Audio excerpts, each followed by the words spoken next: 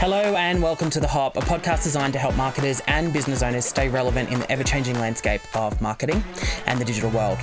I'm your host, Matt Taylor Farrington, and the owner of Purple Bunny Marketing. And today I'm joined by Sam, our advertising specialist.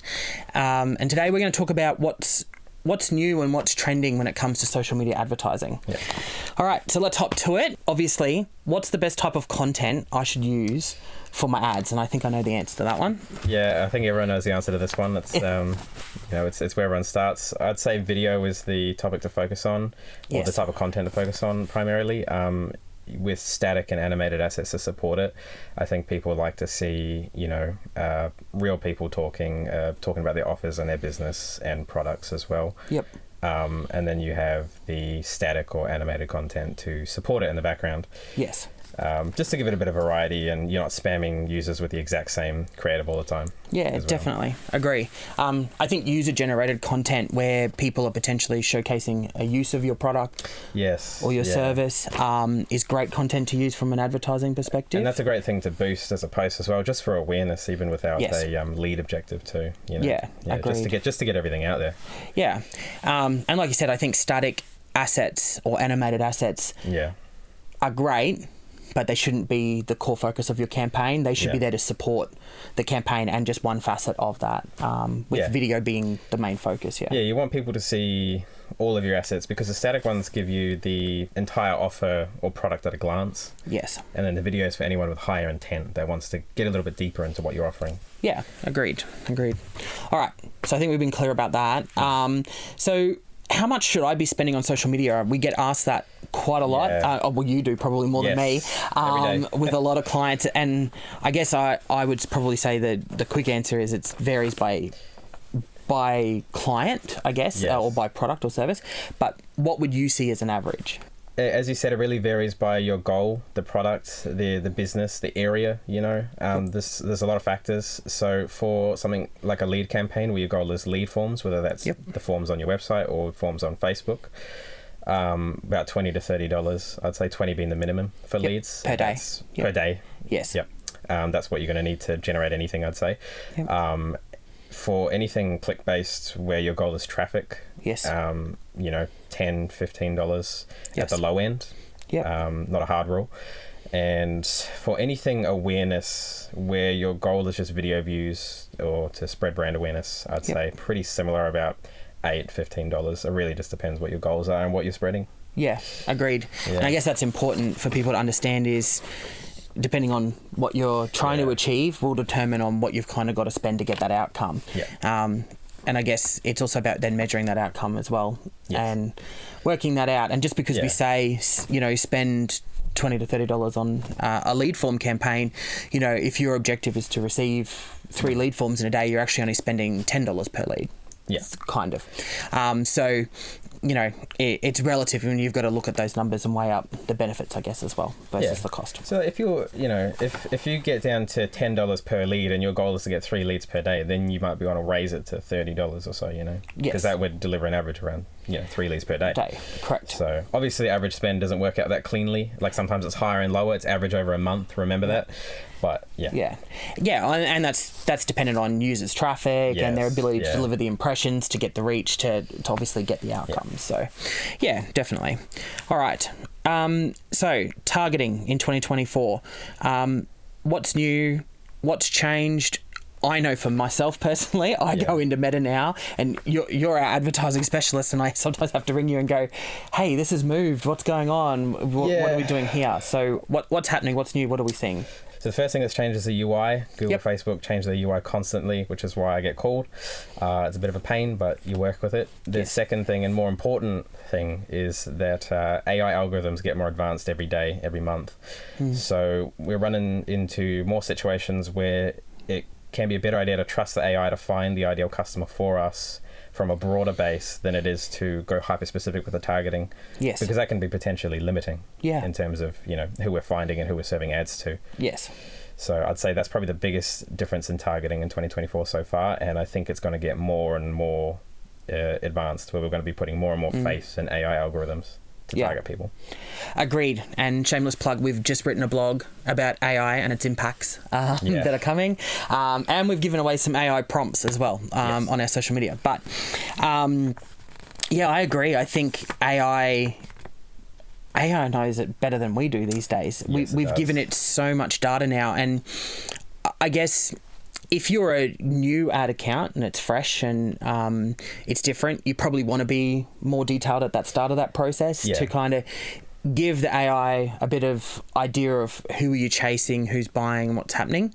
Whereas if you're an account that's been around for a couple of years, that it's got the momentum, it knows it better than you do to get the result. It does. And I think people are trying to resist trusting it a little bit. But I get it. Yeah. But, one of the best things you can do is to give Google or Facebook or whatever advertising platform you're using customer databases.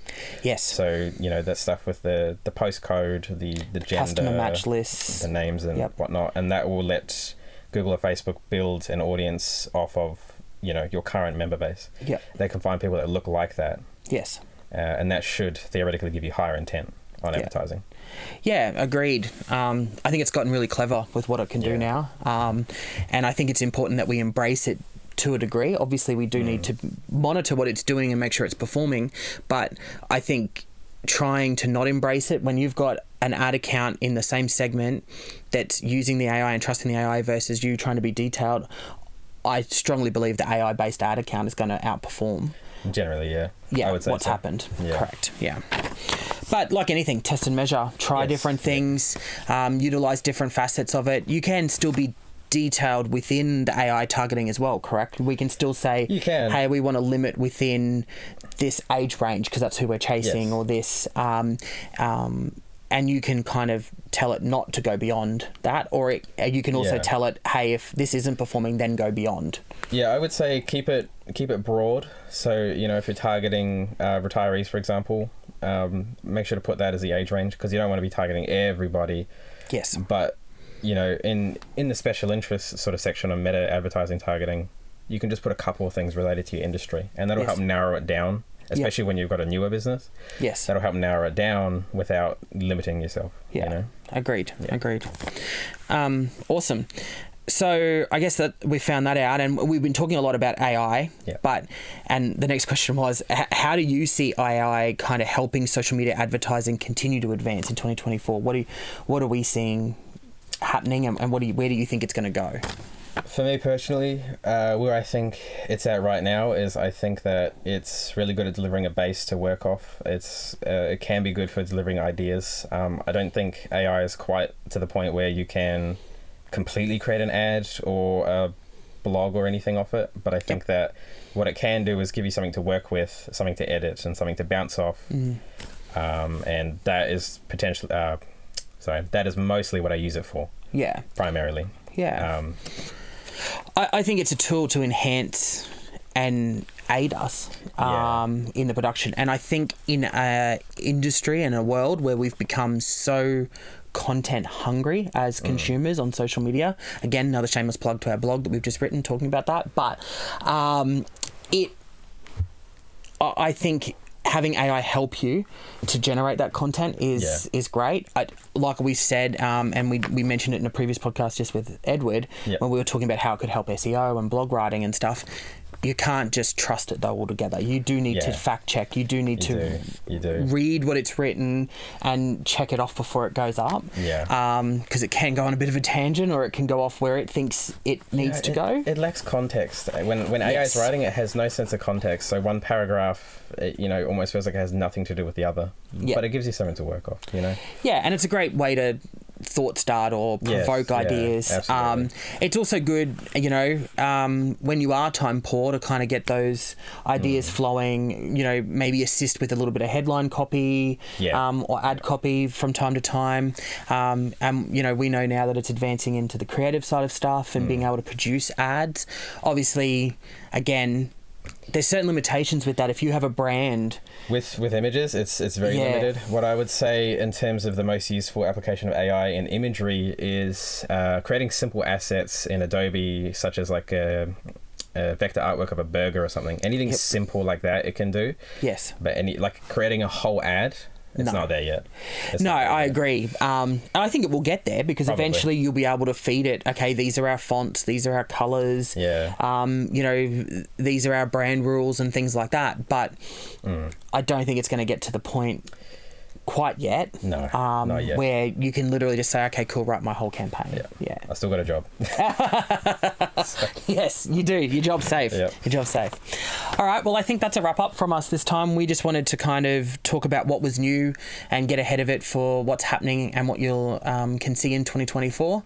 Hopefully you've got something from what we've talked about today, or it's kind of provoked you to maybe go and try out some AI.